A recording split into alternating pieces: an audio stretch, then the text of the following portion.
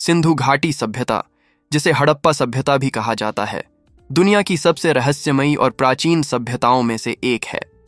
लगभग 5000 साल पहले यह सभ्यता अपनी पूरी चमक और वैभव के साथ भारत और पाकिस्तान के क्षेत्रों में फैली हुई थी। हड़प्पा, मोहनजोदड़ो, लोथल, धौलावीरा, कालीबंगन जैसे शहर इसके गवाह हैं। इन शहरों में व्यवस्थित सड़कें, पक्की ईंटों से बने घर, आधुनिक नालियां और सार्वजनिक स्नानागार पाए गए हैं। इस सभ्यता की सबसे बड़ी पहेली यह है कि यह अचानक कैसे समाप्त हो गई। ऐसे समाज ने इतने व्यवस्थित और उन्नत शहर बसाए, व्यापार किया, कला और शिल्प में उत्कृष्टता हासिल की, फिर भी अचानक उनका अस्तित्व कैसे मिट गया। जब हम मोहनजोदड़ो की गलियों में चलते हैं तो वहां हमें साफ सुथरी सड़कें, हर घर में जल निकासी का सिस्टम और बड़े गोदाम दिखाई देते हैं। इन गोदामों में अनाज रखा जाता था, जो यह दिखाता है कि वहां का समाज कृषि और व्यापार दोनों में निपुण था। लोथल जैसे स्थानों पर पुरातत्वविदों ने जहाजों के लिए बनाई गई गोदी पाई, जिससे यह स्पष्ट होता है कि उनका समुद्री व्यापार काफी विकसित था। इसके अलावा वहां खिलौने, आभूषण, मूर्तियां और मिट्टी के बर्तन भी मिले हैं, जो दर्शाते हैं कि उनका सांस्कृतिक और कलात्मक जीवन भी समृद्ध था। इतिहासकार जॉन मार्शल और उनके साथियों ने 1920 के दशक में मोहनजोदड़ो की खुदाई की। जब उनके सामने यह दृश्य आया तो पूरी दुनिया हैरान रह गई। वहां के स्नानागार सार्वजनिक उपयोग के लिए बनाए गए थे। यह साफ दिखाता है कि लोग न केवल साफ सफाई पर ध्यान देते थे, बल्कि उनके सामाजिक जीवन में समानता और व्यवस्था थी। यहाँ की नालियां इतनी उन्नत थीं कि आज भी कई आधुनिक शहरों में इतनी व्यवस्थित जल निकासी नहीं है। लेकिन इतने उन्नत समाज के अचानक समाप्त होने का सवाल आज भी इतिहासकारों के लिए एक रहस्य है। कई वैज्ञानिकों और पुरातत्वविदों ने इसके पीछे अलग अलग कारण बताए हैं। कुछ कहते हैं कि यह जलवायु परिवर्तन के कारण हुआ, कुछ का मानना है कि बाहरी आक्रमण ने इसे नष्ट कर दिया, जबकि कुछ इसे महामारी और भूखमरी से जोड़ते हैं। जलवायु परिवर्तन का सिद्धांत इस प्रकार है कि लगभग 1900 ईसा पूर्व के आसपास मानसून की बारिश कम हो गई। सिंधु घाटी की सभ्यता नदियों पर निर्भर थी। सरस्वती नदी, जो अब विलुप्त हो चुकी है, इस सभ्यता की जीवन रेखा थी। जब मानसून कमजोर पड़ा तो नदियों में पानी की कमी हो गई, खेत सूख गए, फसलें बर्बाद होने लगीं और लोगों को भोजन की गंभीर समस्या का सामना करना पड़ा। धीरे धीरे शहरों की आबादी कम होने लगी और लोग नई जगहों पर बसने लगे। दूसरी संभावना यह है कि इस सभ्यता पर बाहरी आक्रमण हुआ। आर्य आक्रमण का सिद्धांत भी इतिहास में चर्चित है। वेदों में दस्यु शब्द का उल्लेख मिलता है, जिसे कुछ विद्वान सिंधु घाटी के निवासियों से जोड़ते हैं। लेकिन इस सिद्धांत को प्रमाणित करना मुश्किल है, क्योंकि कोई स्पष्ट युद्ध या आक्रमण के निशान नहीं मिले हैं। तीसरा संभावित कारण महामारी है। मोहनजोदड़ो और हड़प्पा के कुछ कंकालों का अध्ययन बताता है कि कुछ लोगों की मृत्यु अचानक हुई। यह संकेत देता है कि शायद किसी संक्रामक रोग ने शहरों को प्रभावित किया। इस रोग ने इतने बड़े समाज को कमजोर कर दिया कि लोग जीवित रहने के लिए वहां से पलायन करने लगे। इन सिद्धांतों के अलावा पुरातत्वविदों ने पाया है कि कई घरों में भोजन और दैनिक उपयोग की वस्तुएं अधूरी अवस्था में पड़ी थीं। यह बताता है कि लोग अचानक वहां से चले गए, बिना समय लिए अपनी चीजें पैक करने का। कुछ घरों में आग के निशान भी मिले, जिससे यह अनुमान लगाया गया कि या तो अंदरूनी संघर्ष हुआ या किसी आपदा ने शहर को प्रभावित किया। सिंधु घाटी सभ्यता की लिपि आज भी पढ़ी नहीं जा सकी है। हजारों मुहरें और लेख मिले हैं, लेकिन कोई भी इन्हें पूरी तरह समझ नहीं पाया। यदि हमें यह लिपि पढ़ने में सफलता मिलती तो शायद हमें सभ्यता के अंत का रहस्य भी पता चल जाता। यह लिपि न केवल उनकी भाषा, बल्कि उनकी सोच, उनके सामाजिक नियम, उनके व्यापार और उनके विश्वासों का आईना भी हो सकती थी। पुरातत्वविदों और वैज्ञानिकों का मानना है कि यह सभ्यता अचानक नहीं, बल्कि धीरे धीरे समाप्त हुई। पहले नदियां सूखने लगीं, फिर लोग पानी और भोजन की तलाश में नई जगहों पर बसने लगे। धीरे धीरे शहर खाली हो गए। कुछ लोग गंगा के मैदानी इलाकों की ओर चले गए, जहां आगे चलकर वैदिक सभ्यता का विकास हुआ। यानी यह सभ्यता पूरी तरह खत्म नहीं हुई, बल्कि रूप बदलकर आगे बढ़ गई। सिंधु घाटी के लोग सिर्फ कृषक या व्यापारी नहीं थे, बल्कि वे तकनीकी रूप से भी सक्षम थे। उनके पास तौलने और नापने के उपकरण थे। उन्होंने लोहे और कांस्य के उपकरण बनाए। उनके पास जल निकासी और सीवर सिस्टम था। यह दिखाता है कि उन्होंने न केवल अपने जीवन को सुविधाजनक बनाया, बल्कि अपने शहरों को साफ सुथरा और व्यवस्थित रखा।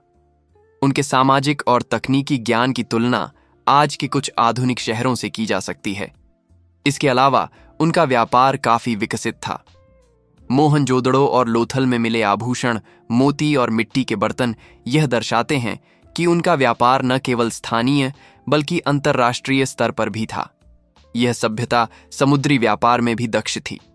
लोथल के जहाजों के गोदी और व्यापारिक दस्तावेज यह साबित करते हैं कि उनके व्यापारी और नाविक लंबे समुद्री मार्ग तय करते थे। सिंधु घाटी के लोग कला और संस्कृति में भी उन्नत थे। मिट्टी की मूर्तियां, खिलौने, आभूषण और घरों की सजावट यह दिखाती हैं कि उनके जीवन में सौंदर्य और कला का महत्व था। वे संगीत और नृत्य में भी रुचि रखते थे। यह सभ्यता सिर्फ जीविकोपार्जन नहीं करती थी, बल्कि जीवन को सुंदर और समृद्ध बनाने में विश्वास रखती थी। लेकिन इन सब उपलब्धियों के बावजूद यह सभ्यता अचानक समाप्त हो गई। कई शोधकर्ताओं का कहना है कि इसका सबसे बड़ा कारण जलवायु परिवर्तन था। नदियों का सूखना, मानसून की कमी और लंबे समय तक भूखमरी ने लोगों को मजबूर किया कि वे अपने शहर छोड़कर अन्य जगहों पर बसें। धीरे धीरे यह सभ्यता वीरान होती गई। हालांकि कुछ जगहों पर आग और संघर्ष के निशान भी मिले हैं। यह बताता है कि सभ्यता के अंत में शायद आंतरिक असंतोष और संघर्ष भी था। कुछ इतिहासकार मानते हैं कि यह आंतरिक संघर्ष या बाहरी दबाव की वजह से हुआ होगा। सिंधु घाटी सभ्यता का सबसे बड़ा रहस्य यह भी है कि उनके लोगों की भाषा और लिपि आज तक समझ में नहीं आई। इस लिपि में क्या लिखा गया था, यह आज भी एक पहेली है। अगर यह पढ़ा जाता तो शायद हमें सभ्यता के अंत का वास्तविक कारण भी पता चल जाता। इतना सब जानने के बाद यह सवाल उठता है कि इतनी उन्नत सभ्यता इतनी जल्दी कैसे समाप्त हो गई? क्या यह प्राकृतिक आपदा थी? क्या आक्रमण था? या फिर बीमारी और भूखमरी ने इसे समाप्त किया? शायद इसका उत्तर हम कभी नहीं पा सकेंगे, लेकिन इतना निश्चित है कि यह सभ्यता अपने समय में सबसे उन्नत और व्यवस्थित थी। यह भी संभव है कि सिंधु घाटी के लोग पूरी तरह नहीं मिटे। कुछ इतिहासकार मानते हैं कि ये लोग आगे चलकर गंगा घाटी की सभ्यता का हिस्सा बने। उनकी परंपराएं, कला और संस्कृति आगे के समाज में शामिल हो गई। इसलिए कहा जा सकता है कि यह सभ्यता समाप्त नहीं हुई, बल्कि अपने स्वरूप को बदलकर आगे बढ़ी। सिंधु घाटी सभ्यता की यह कहानी सिर्फ एक इतिहास नहीं है, बल्कि यह हमें यह भी सिखाती है कि प्रकृति और समाज की शक्ति कितनी बड़ी होती है। एक समय में सब कुछ विकसित और व्यवस्थित होने के बावजूद प्राकृतिक और सामाजिक कारक किसी भी सभ्यता को कमजोर कर सकते हैं। इस सभ्यता का रहस्य इसीलिए भी गहरा है क्योंकि जितना हम इसके बारे में जान रहे हैं, उतना ही कुछ अनसुलझा रह जाता है। हर नई खुदाई, हर नया शोध और हर नई खोज इसके रहस्य को और गहरा करती है। यहां तक कि आज भी जब पुरातत्वविद मोहनजोदड़ो और हड़प्पा के खंडहरों में खुदाई करते हैं, तो उन्हें नए नए सबूत मिलते हैं। कभी कभी अधूरी ईंटें, कभी अधूरा घर, कभी अधूरी वस्तुएं, कभी आग के निशान। ये सब बताने की कोशिश करते हैं कि इस सभ्यता का अंत अचानक नहीं था, बल्कि यह कई कारकों का परिणाम था। सिंधु घाटी सभ्यता ने दुनिया को यह दिखाया कि 5000 साल पहले भी लोग व्यवस्थित, उन्नत और सांस्कृतिक रूप से समृद्ध हो सकते थे। उन्होंने शहर बसाए, व्यापार किया, कला और संस्कृति को बढ़ावा दिया और समाज को व्यवस्थित रखा। यह सभ्यता आज भी हमें प्रेरित करती है कि मानव सभ्यता कितनी विकसित और संगठित हो सकती है। इतिहास के इस रहस्य में छुपा सवाल आज भी हमारे सामने खड़ा है। इतनी उन्नत और व्यवस्थित सभ्यता आखिर क्यों समाप्त हो गई? और यही सवाल हमें बार बार मोहनजोदड़ो, हड़प्पा और लोथल की ओर खींचता है। जब हम मोहनजोदड़ो, हड़प्पा, लोथल और धौलावीरा के खंडहरों में कदम रखते हैं, तो हमें पता चलता है कि यह सभ्यता न केवल उन्नत थी, बल्कि बेहद सुव्यवस्थित और संगठित थी। उनके शहरों की सड़कों की दिशा, घरों की बनावट, नालियों की व्यवस्था और सार्वजनिक स्नानागार यह दर्शाते हैं कि यह समाज तकनीकी रूप से अत्यंत सक्षम था। लेकिन फिर भी यह सभ्यता अचानक गायब कैसे हो गई? यह सवाल इतिहास के सबसे बड़े रहस्यों में से एक है। जैसा कि पहले बताया गया, जलवायु परिवर्तन इसका एक बड़ा कारण माना जाता है। लगभग 1900 ईसा पूर्व के बाद मानसून की बारिश में कमी आई और सरस्वती नदी धीरे धीरे सूखने लगी। यह नदी सिंधु घाटी के लोगों के लिए जीवन रेखा थी। नदियों के सूखने के कारण खेतों में पानी की कमी हुई और कृषि पर निर्भर यह समाज संकट में पड़ गया। जब फसलें बर्बाद होने लगीं तो लोगों ने भोजन की तलाश में शहरों को छोड़ना शुरू किया। पुरातत्वविदों ने यह भी देखा कि कई घर अधूरे पड़े हुए थे, जैसे लोग अचानक चले गए हों। लेकिन केवल जलवायु परिवर्तन इसे पूरी तरह से समझाने के लिए पर्याप्त नहीं है। कुछ जगहों पर आग के निशान मिले हैं। यह संकेत देता है कि समाज में आंतरिक संघर्ष या बाहरी हमले भी हुए होंगे। हालांकि कोई स्पष्ट प्रमाण नहीं मिला कि यह आक्रमण कितना व्यापक था। कई विद्वान मानते हैं कि यदि बाहरी आक्रमण हुआ तो यह शायद केवल कुछ हिस्सों में ही सीमित था और पूरे सभ्यता को नष्ट नहीं कर पाया। एक और संभावना यह है कि महामारी ने इस सभ्यता को कमजोर किया। मोहनजोदड़ो और हड़प्पा के कंकालों का अध्ययन बताता है कि कुछ लोगों की मृत्यु अचानक हुई। इस तथ्य से यह अनुमान लगाया गया कि किसी संक्रामक रोग ने समाज को प्रभावित किया होगा। महामारी और भूखमरी का संयुक्त प्रभाव लोगों को शहरों से पलायन करने के लिए मजबूर कर सकता है। सिंधु घाटी सभ्यता के आर्थिक और सामाजिक संगठन पर गौर करें। उनके पास तौलने नापने के उपकरण थे, व्यापारिक दस्तावेज और मुहरें थीं। इससे पता चलता है कि उनका समाज आर्थिक रूप से सुदृढ़ और व्यवस्थित था। इसके बावजूद यदि जलवायु परिवर्तन और महामारी जैसी परिस्थितियां सामने आईं, तो यह व्यवस्थित समाज भी असहाय हो गया। यह दर्शाता है कि मानव सभ्यता प्रकृति और रोगों के सामने कितनी संवेदनशील होती है। लोकप्रिय मतों के विपरीत यह सभ्यता कहीं गायब नहीं हुई। पुरातत्वविदों और इतिहासकारों का मानना है कि यह धीरे धीरे अन्य क्षेत्रों में फैल गई। गंगा घाटी और उत्तर भारत के मैदानी इलाकों में लोग बसने लगे और यही लोग आगे चलकर वैदिक सभ्यता के निर्माण में शामिल हुए। इसका मतलब है कि सिंधु घाटी सभ्यता का ज्ञान, संस्कृति और सामाजिक संरचना पूरी तरह से समाप्त नहीं हुई, बल्कि उसका स्वरूप बदल गया। सिंधु घाटी सभ्यता की लिपि आज भी पढ़ी नहीं जा सकी है। हजारों मोहरों और लेखों में कुछ प्रतीकात्मक संदेश हैं, लेकिन उनका अर्थ अस्पष्ट है। यदि यह लिपि समझ में आ जाती तो शायद हम यह जान सकते थे कि इस सभ्यता के लोग अपने अंत की घटनाओं को कैसे देखते थे। उनके धार्मिक विश्वास, प्रशासनिक नियम और व्यापारिक समझ हमें सीधे उनके शब्दों से मिल सकती थी। इस रहस्य ने शोधकर्ताओं और पुरातत्वविदों को सदियों से चकित किया हुआ है। लोकप्रिय पुरातत्व अनुसंधानों के अनुसार सिंधु घाटी सभ्यता ने जल निकासी, सीवर सिस्टम और सार्वजनिक स्वच्छता में इतनी प्रगति की थी कि आज भी कई आधुनिक शहर इसकी तुलना में पीछे हैं। उनके घरों की बनावट और शहरों की योजना यह दर्शाती है कि वहां का समाज तकनीकी और संगठनात्मक रूप से अत्यंत उन्नत था। सिंधु घाटी सभ्यता का व्यापार भी काफी विकसित था।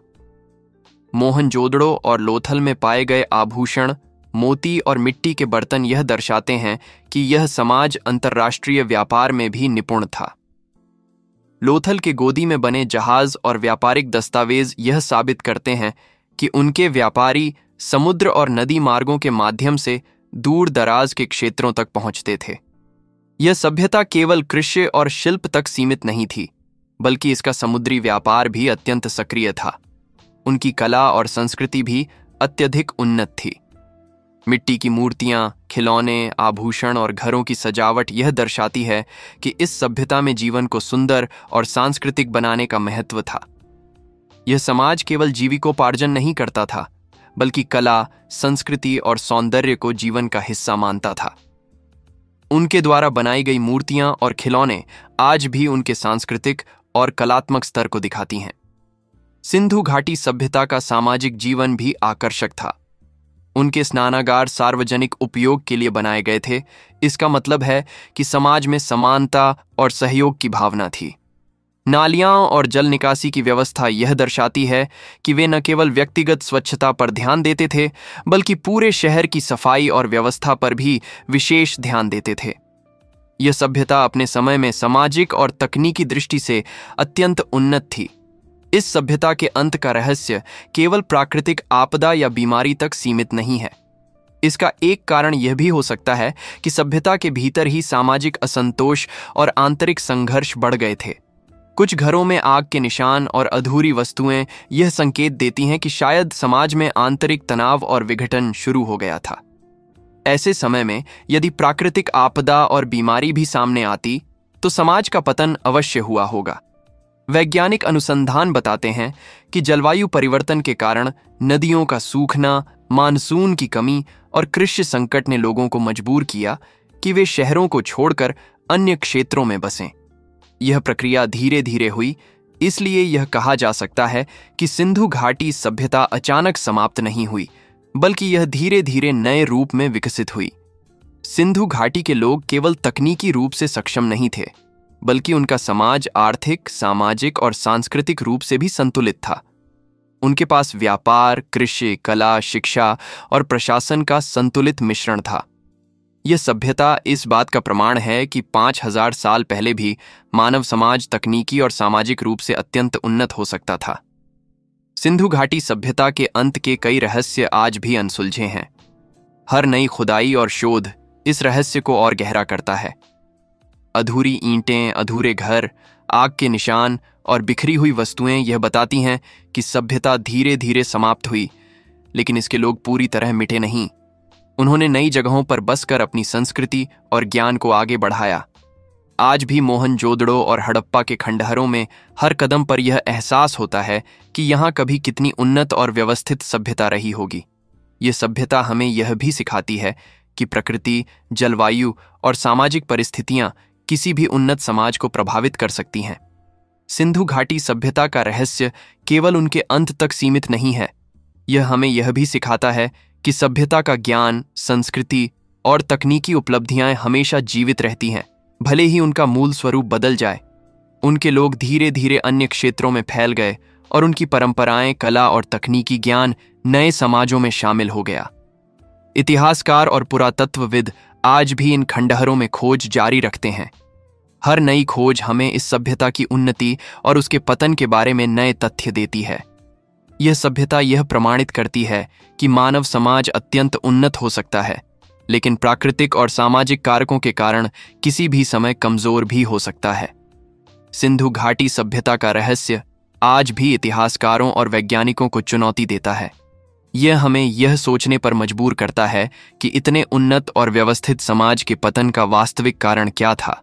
क्या यह केवल प्राकृतिक आपदा थी, बीमारी थी, आंतरिक संघर्ष था, या इन सभी का संयोजन? शायद इसका उत्तर हमें पूरी तरह कभी नहीं मिलेगा, लेकिन इतना निश्चित है कि सिंधु घाटी सभ्यता अपने समय की सबसे उन्नत, व्यवस्थित और सांस्कृतिक रूप से समृद्ध सभ्यता थी। इसका ज्ञान, कला, संस्कृति और तकनीकी उपलब्धियां आज भी हमें प्रेरित करती हैं। इस सभ्यता के लोग भले ही अपने मूल शहरों को छोड़ गए, लेकिन उन्होंने अपनी विरासत को नए क्षेत्रों में जीवित रखा। इतना सब जानने के बाद हम यह कह सकते हैं कि सिंधु घाटी सभ्यता का अंत वास्तव में पूर्ण रूप से समाप्ति नहीं था। यह केवल एक रूपांतरण था जिसमें समाज ने नई जगहों पर बसकर अपनी संस्कृति, कला और तकनीकी ज्ञान को संरक्षित किया। इसलिए यह सभ्यता आज भी हमारे इतिहास का सबसे बड़ा रहस्य बनी हुई है।